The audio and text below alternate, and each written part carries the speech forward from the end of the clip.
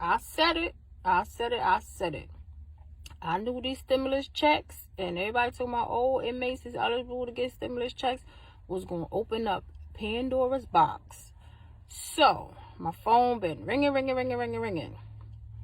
Apparently, a lot of people that have filed the documents for their incarcerated loved ones to get a stimulus check, when they check the status of the check, it's telling them this person may not be eligible to receive a stimulus check. So, I don't know if anyone paid attention, but the little orange man, the one that's still kicking and screaming because he didn't want to leave the office, what he did was, when they gave out the first round of stimulus checks, they said only people that, let me get it correct. So, basically, if you were over 21 years old and someone else claimed you on their taxes, you were ineligible to get a stimulus check. Doesn't matter if you were inmate, if your sister's an inmate, your cousin inmate, you were inmate, your whole family's an inmate, it don't matter. If you were over 21, like I have clients who, because they don't want to open up businesses, they claim their sister or their brother or whoever that's over 18, or even their children that are over 18. So anyone, I believe it was 21, that was over the age of 21 that was listed as a dependent on someone else's tax return was not eligible to receive a stimulus check.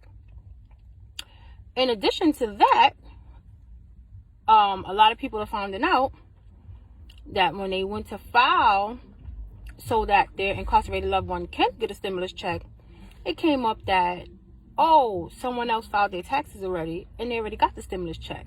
Or someone filed the joint return for them, or just a whole bunch of stuff. Basically, what's happening now is that it's starting to come out that people that's been incarcerated, sad to say, but they family or friends or people been claiming them and ain't telling them. That's basically what it all boiled down to. Maybe it was somebody that they told to claim them a couple of years ago, and now then they don't talk to them no more, so they shouldn't be claiming them no more, but they claiming them anyway.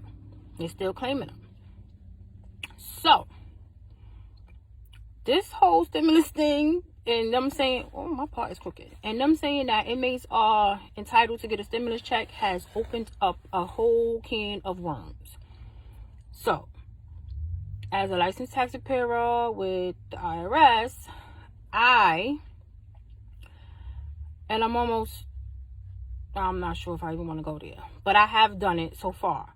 I can speak to the IRS on your behalf, your incarcerated loved one's behalf. I can, I have,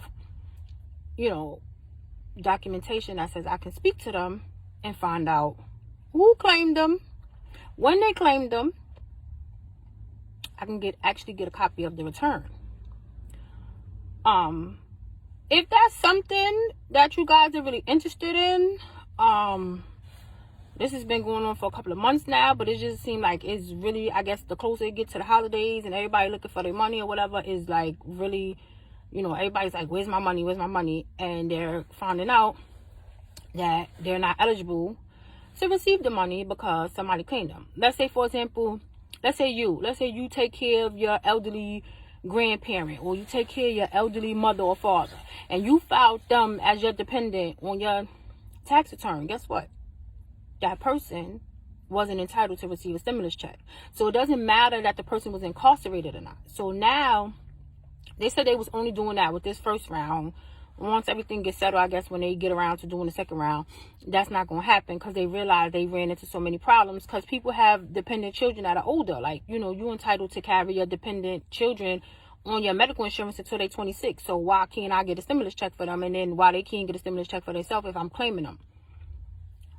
Again, so a lot of people have found out that, people that's incarcerated, and even people that's not, like people that, normally don't file, or they let somebody else file for them a couple of years and then they did whatever, they finding out now because they still wondering where their stimulus check is at, that they're ineligible because somebody else filed for them. The other thing is, they're also finding out that if somebody filed a joint return, let's say they filed a return with you and somebody else. So they filed the return and they used you as a joint person. And the bank account information that the return went into was already in the system. That's where your stimulus check went.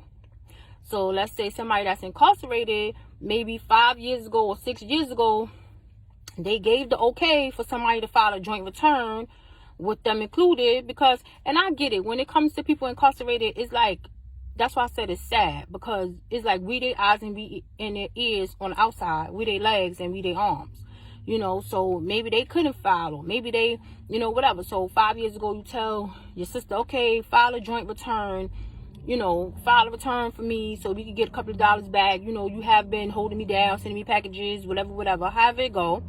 And they filed the joint return. Then let's say you say, okay, don't use me no more, or they fall out, or you don't speak to the person no more. But you, as an incarcerated person, don't know that this person is still filing you on their taxes. It's still using you as a joint person, or still using you as a dependent. So if they use you as a dependent, you're not entitled to get a stimulus check. And if they filed a joint return with you, and they filed a joint return and they got their money back direct deposit, your money, whatever they was going to get for you, went into their bank account, because that's how it went. So again, I can contact the IRS if that's something that everybody interested in, because my phone has been ringing off the hook. A lot of people that put in for the stimulus, whatever, I'm going to do it for my husband, I'm going to do it for my brother, I'm going to do it for my sister.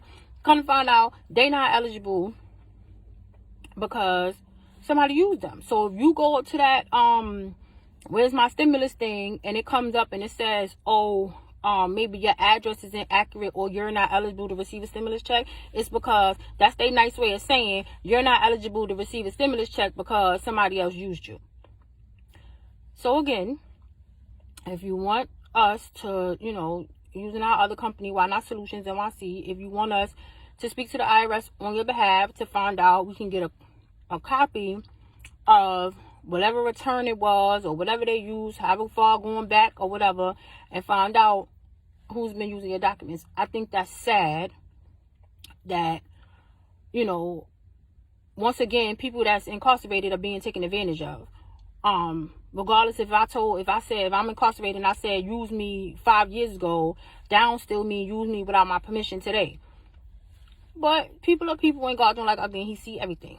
So if you want us to find out who used you, when they used you, how they used you, or whatever the case may be, or if it's for your incarcerated loved one, because obviously they, maybe not even say that, but if it's for your incarcerated loved one, and you try to put in for them to get a stimulus check and they couldn't get in, it's coming up that they ineligible and you want to know why, you could DM me on this page, or you could go to our other page, Why Not Solutions NYC, and we'll speak to the IRS on your behalf, and we'll get copies of the return, and we'll get to the bottom of it, because nobody should be taking advantage of anybody that's incarcerated.